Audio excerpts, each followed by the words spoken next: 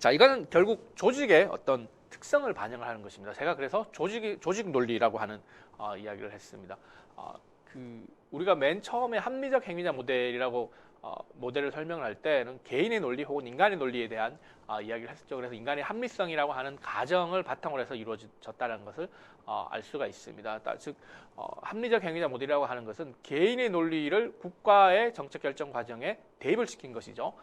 그런데 그런 것이 실제 정책이 결정되고 이행되는 과정에서는 잘 적용되지 않는다라고 하는 비판이 있을 수 있습니다. 이 조직 행태 모델이 추구하는 것은 조직의 논리가 이 정책의 결정 과정과 시행의 과정에 그대로 적용이 될 가능성이 높다라고 하는 것입니다. 그 과정에서 정책의 수행이 이루어지기 때문에 합리적 행위자 모델이 이야기하는 것과는 조금 다른 방식으로 정책이 결정되고 수행이 되는 그런 모습이라고 볼 수가 있겠습니다. 자, 조직의 특성은 기본적으로 그 나름대로의 조직 원리를 가지고 있다는 거죠. 우리가 공부를 하고 있는 외교 정책과 같은 경우에도 외교 정책의 다양한 어떤 기관들을 보면 각자 그 나름의 조직 원리를 가지고 있죠. 가령 국방부는 국가를 군사적으로 지키는 어떤 국방 안보가 가장 중요한 것이겠죠. 외교부의 관점에서 보면 다른 국가들과의 외교적 관계를 중요시하는 부분이 있겠죠. 통일부의 관점에서 보면 모든 것은 남북한 관계 그리고 통일 문제에 집중이 되어 있겠죠. 그러면 이 각각의 조직이 부여받은 가지고 있는 기능들, 역할들이 있기 때문에 그것이 조금씩 다 다르기 때문에 각 조직들은 각 조직들이 가지고 있는 역할과 기능에 따라서 행동을 하게 된다는 것이죠. 따라서 각각의 기관들은 일정한 그에 맞는 역할과 기능에 맞는 제도를 가지고 있고 조직 원리를 가지고 있게 됩니다. 그러한 어떤 제도와 조직 원리에 의해서 지속적인 어떤 모습을 띠게 되겠죠. 이것이 조직의 특징이죠. 조직의 안정성이라고 하는 것은 정책을 결정하고 수행하는 과정에서 굉장히 중요합니다. 왜냐하면 기존에 가지고 있는 어떤 조직 원리에 의해서 제도에 의해서 안정적으로 지속적으로 운영될 수 있기 때문에 그런 것이죠. 그런데 정책 결정자들은 그리고 정책을 수행하는 어떤 사람들은 다 각 조직에 속해 있습니다. 국회에 있든 혹은 정부 내에서도 외교부에 있든 국방부에 있든 통일부에 있든 혹은 우리 그 청와대 내에 어떤 그 안보부서에 있던 그 정책 결정하는 부서에 있던 그 각 조직에 속해 있죠. 따라서 그 각 정책의 결정자들은 각 조직의 어떤 정보에 따라서 대안을 규정을 하고 또 그 규정을 평가를 하는 그런 모습을 보이고 있습니다. 따라서 외교부의 어떤 조직 원리가 다르고 국방부의 조직 원리가 다르고 통일부의 조직 원리가 다르고 국회의 조직 원리가 다르고 또 청와대의 조직 원리가 다르다라고 하는 것을 우리가 이해할 수 있을 것 같습니다. 따라서 정책의 결정자 담당자들은 각 조직에서 맡은 지위와 직책에 따라서 역할을 부여받고 일정한 업무를 수행한다고 생각을 할 수가 있겠습니다. 하지만 이 조직은 서로 간에 동일한 것이 아니기 때문에 그리고 동일한 역할과 동일한 기능을 수행하는 것이 아니기 때문에 그러한 관점에서 보면 상당한 차이가 발생할 수 있겠죠. 또 각 조직 논리, 조직 문화가 존재하기 때문에 스스로 각 자기 조직을 더 보호하고 자기 조직의 기능이 더 좋은 기능, 더 좋은 역할을 한다고 생각을 하게 할 수도 있고 또 자기 조직의 어떤 조직의 이기주의적인 측면이 나타날 수도 있겠죠. 따라서 그 조직 간의 어떤 비밀주의가 생성될 수가 있습니다. 따라서 내가 가지고 있는 정보를 내 기능과 나의 조직의 기능과 나의 조직의 역할을 위해서 하는 것이 그것을 서로 다른 조직과 공유를 잘 하지 않는 경향이 있다라고 하는 거죠. 이건 뭐 조직의 문제점이라고 이렇게 볼 수가 있겠습니다. 따라서 서로 간의 소통이 부족해질 수 있고 또 칸막이를 쳐놓고 이제 각 조직이 자기가 맡은 역할만 수행하기 때문에 다른 조직과 유기적인 어떤 협력 관계를 맺는 것이 그렇게 쉽지 않다라고 하는 측면을 우리가 생각해 볼 수 있겠습니다. 자, 이런 점이 조직의 어떤 특징이라고 할 수가 있어요. 이게 조직의 논리고 이 조직의 논리가 당연히 정책 결정 과정에 적용이 될 것이고 또한 정책 결정 과정에 적용이 되는 그 과정 속에서 우리가 이것을 이 정책을 분석하고 하는데 또 이렇게 활용을 해볼 수 있다라고 하는 점을 우리가 생각을 해볼 수가 있겠습니다. 자, 그러한 관점에서 우리가 소위 매뉴얼이라고 하는 부분에 좀 관심을 가질 필요가 있습니다. 어떤 사건이 발생했을 때 언론에서 많이 등장하는 이야기 중에 하나가 매뉴얼대로 했느냐라고 하는 것이죠. 그럼 과연 매뉴얼이 뭐냐? 매뉴얼대로 제대로 하기만 하면 제대로 일이 잘 진행이 되고 굉장히 안정적으로 상황을 우리가 유지를 하고 잘 컨트롤할 수 있느냐라고 하는 측면을 볼 수가 있을 것 같습니다. 자, 각 조직은 모든 조직은 유사한 문제에 대해 설정해 놓은 소위 표준 운영 절차라고 하는 것을 가지고 있습니다. 이 표준 운영 절차에 의해서 이것이 운영 그 정책이 결정이 되고 또 결정된 정책들이 또 계속해서 그 운영이 되고 수행이 되는 그런 것입니다. 영어로 그 Standard Operating Procedure라고 하는 소위 SOP라고 하는데요. 보통 SOP라고 하면 번역을 이제 표준 운영 절차라고 번역을 하는데 각 조직이 이미 미리 만들어 놓은 어떤 절차를 얘기를 하는 겁니다. 소위 우리가 얘기하는 매뉴얼인 것이죠. 어떤 일이 발생했을 때 이를 이렇게 대처해라. 자, 가령 불이 났을 때는 어떻게 해야 되느냐. 뭐 예를 들어 119에 신고를 하고 또 집안에 있는 소화기를 통 가지고서 어떻게 해야 되고 또 불이 많이 번지면 대피를 할 때는 어떤 요령을 가지고 해야 된다라고 하는 것을 우리가 많이 교육을 받게 되죠. 그건 화재가 났을 때 어떻게 행동해야 되느냐에 관한 매뉴얼이라고 할 수 있겠죠. 자, 그러면 이 각각의 외교정책 관련해서도 각각의 조직들이 가지고 있는 매뉴얼이 있다라고 하는 것이죠. 국방부는 예를 들어 그 주변에 군사적인 위기가 발생했을 때 어떠한 방식으로 대응을 해야 되느냐. 맨 처음에 어디로 연락을 해야 되고 어떤 대처를 처음에 해야 되고 보고가 되고 난 다음에 그 다음에 대응 방안은 어떻게 돼야 되느냐라고 하는 식의 그러한 절차들이 있다라고 하는 거죠. 그것을 우리가 표준 운영 절차라고 하고 우리가 일상적으로 이제 얘기를 할 때는 보통 매뉴얼이라고 얘기를 합니다. 자, 이 매뉴얼대로 움직이는 것이 바로 조직의 특징이자 장점입니다. 즉 매뉴얼이 있고 매뉴얼대로 움직이면 대부분의 일들이 그 매뉴얼이 예상한 범위 내에서 이루어지기 때문에 굉장히 안정적으로 해결될 수 있다는 거죠. 매뉴얼대로 움직이고 또 업무의 안정성을 꾀할 수 있다. 그렇게 하면 업무의 안정성을 꾀할 수 있다는 게 장점인 것이죠. 즉 우리가 늘 살아오던 방식대로 안정적으로 지속적으로 갈 수 있다는 것이죠. 바로 이것이 조직의 장점인 것이죠. 소위 우리 관료 조직에 대해서 얘기를 할 때 장점, 단점 많이 이야기를 하지만 제일 먼저 이야기하는 장점이라는 관료 조직은 이미 그 업무에 대해서 굉장히 잘 알고 있는 조직인 것이죠. 그리고 매뉴얼을 가지고 있죠. 그 자기가 맡은 역할과 기능에 대해서 관료 조직이 늘 하던 방식대로 하기 때문에 우리가 안정적으로 일상생활을 할 수가 있는 것이죠. 국방부의 어떤 군인들은 원래 하고 있던 방식대로 매뉴얼대로 그 나라를 지키고 또 국가 안보를 위해서 여러 가지 업무를 수행하고 역할과 기능을 하고 있기 때문에 지속적으로 진행하고 있기 때문에 우리가 마음 편하게 이렇게 살 수 있는 것이죠.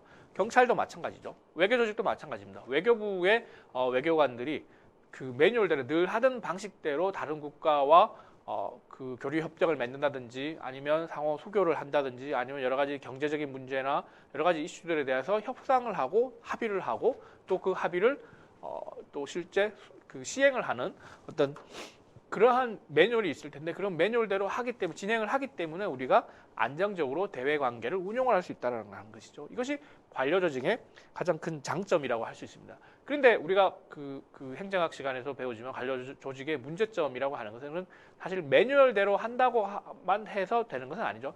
즉 평상시에는 매뉴얼대로 진행을 하면 잘 움직이겠지만 사실 위기 시에는 매뉴얼대로 움직여서 잘 되지 않을 수도 있다는 거죠. 그럴 가능성이 크다는 거예요. 왜냐하면 위기시라고 하는 것은 평소에 예상하지 못했던 상황이 벌어지는 것이기 때문에 그렇습니다. 물론 우리도 언론에 보면 위기시에 어떤 매뉴얼이 있었냐, 매뉴얼대로 했냐라고 하는 것을 많이 지적을 하곤 합니다. 즉 위기시에도 적절한 매뉴얼을 항상 가지고 있습니다. 그 매뉴얼대로 움직이면 최소한 그 위기의 대처를 신속하고 효율적으로 할 수 있는 그런 방법이라고 생각되는 것들을 만들어뒀다는 거죠. 물론 거기에 따라서 그 매뉴얼에 따라서 잘 움직여야 될 것입니다. 하지만 위기 상황이라고 하는 것은 우리가 예측하지 못한 그런 상황들이기 때문에 사실상 굉장한 유연성이 필요합니다. 사고 유연성이 필요합니다. 매뉴얼대로 하지만 상황 시시각각 변하는 그러한 상황에 대해서 우리가 적절하게 대응을 할 수 있는 노력이 필요한 것이죠. 따라서 그러한 상황에서는 조직의 장점이라고 할 수 있는 매뉴얼대로만 한다. 기존에 설정해 놓은 어떤 절차대로만 한다라고 하면 실제 그 위기를 잘 극복하지 못하는 상황일 수 있습니다. 왜냐하면 매뉴얼과 기존에 만들어 놓은 절차는 평상시에 어떤 대응 체계에 초점을 두고 있는 것이죠. 물론 그 위기 시에 어떤 대응 체계에 대한 매뉴얼도 있겠지만 그 위기라고 하는 것이 우리가 예측하기가 굉장히 어렵기 때문에 그것을 어떻게 적용을 할 것인가라고 하는 부분은 실제 업무를 수행하는 그 조직의 어떤 유연성에서 그 업무의 유연성에서 우리가 그 효율성을 생각을 해볼 수가 있을 것 같습니다. 따라서 위기 시에는 매뉴얼대로 움직이기 어렵기 때문에 그 상황 속에서 조직이 가지고 있었던 장점이 단점이 될 수도 있는 것이죠. 물론 그 매뉴얼대로 위기 시의 매뉴얼대로 잘 움직이고 또 그 위기 상황에 그 시각각 변화하는 상황에 잘 적응을 할 수 있다고 하면 그 위기도 훨씬 더 효율적으로 넘길 수 있다라고 하는 것을 생각을 우리가 해볼 수 있을 겁니다.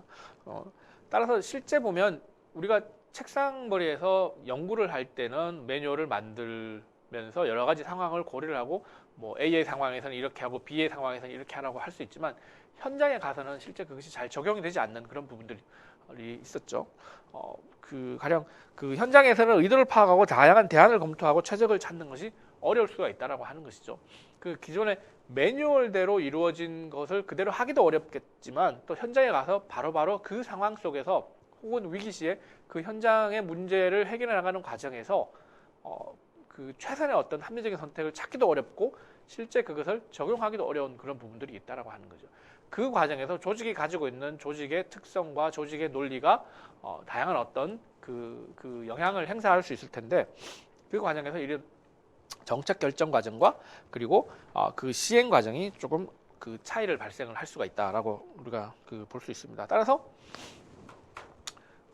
우리가 이전에 얘기했던 합리성의 문제를 조직 행태 모델의 관점에서 살펴보면 정책의 결정이라고 하는 것은 의식적인 선택이나 합리적인 사고에 의해서 대안을 찾고 그 대안을 분석해서 이루어진 것이 아니다 이렇게 얘기를 할 수가 있습니다. 정책의 그 결정이라고 하는 것은 각 조직에서의 조직 논리가 개입이 되는 것이고 그 과정에서 다양한 조직의 문화와 그리고 조직 업무와 기능이 포함된 것이 제시된다고 하는 것이죠.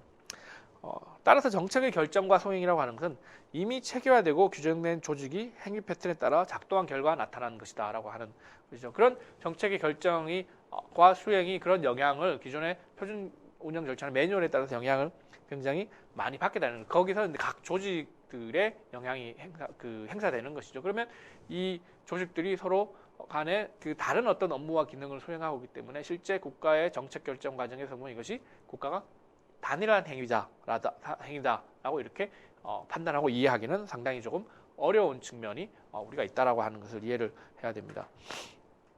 따라서 그 과정에서 보면 조직 문화가 가장 중요한 변수로 작용을 하게 되겠죠. 그 조직이 어떤 조직 문화를 가지고 있는 실제 가지고 있는 그 표준 운영 절차 매뉴얼 플러스 조직이 가지고 있는 조직의 특성 또 다른 그 고유의 특성이 있겠죠. 조금 더 유연한 조직 문화를 가지고 있는 특성이 있어서 그런 조직이어서 재량권을 좀 가지고 있다든지 혹은 굉장히 경직된 조직 문화를 가지고 있어서 원래 원리 원칙대로만 해야 되는 그런 상황. 그것이 어떤 원리 원칙대로 하는 것 어떤 경우에는 효율적일 수 있지만 어떤 경우에는 또 다른 경우에는 그렇지 않을 수도 있겠죠. 유연하게 플렉서블하게 운영을 하는 것이 좋을 때도 있지만 또 그렇지 않을 때도 있을 겁니다. 그런 모습들이 이러한 정책 결정 과정과 또한 그 정책을 수행하는 과정에서 굉장히 커다란 영향을 미칠 수 있다라고 하는 것이죠. 그런 의미에서 우리가 소위 경로 의존성이라고 하는 것을 많이 이야기를 합니다. 그 영어로 path dependency라고 하는 경로 의존성은 늘 하던 대로 한다는 것이죠. 표준 운영 절차가 있고 매뉴얼이 있어서 늘 하던 대로 한다는 거죠. 늘 가던 길로 간다는 것이죠. 어떤 일이 발생을 하면 A, B, C 길이 있어도 늘 자기가 가던 길로 가게 된다는 것이죠. 보통 그러한 사람들은 그러한 경향이 나타나고 조직 역시 표준 운영 절차와 매뉴얼이 있기 때문에 늘 하던 방식대로 매뉴얼대로 하게 되는 경향이 강하게 있다라고 하는 거죠. 그것이 평상시에는 굉장한 업무의 안정성과 효율성을 추구할 수 있는 부분이 있지만 위기 시에는 그것이 문제가 될 수 있는 그런 부분들이 있겠죠. 여하튼 그것이 조직의 특성이라고 하는 것을 우리가 이해를 할 필요가 있습니다. 따라서 결과적으로 보면 외교정책 결과를 놓고 봤을 때 그 의도를 파악하기는 어렵다라고 하는 생각들을 할 수 있습니다.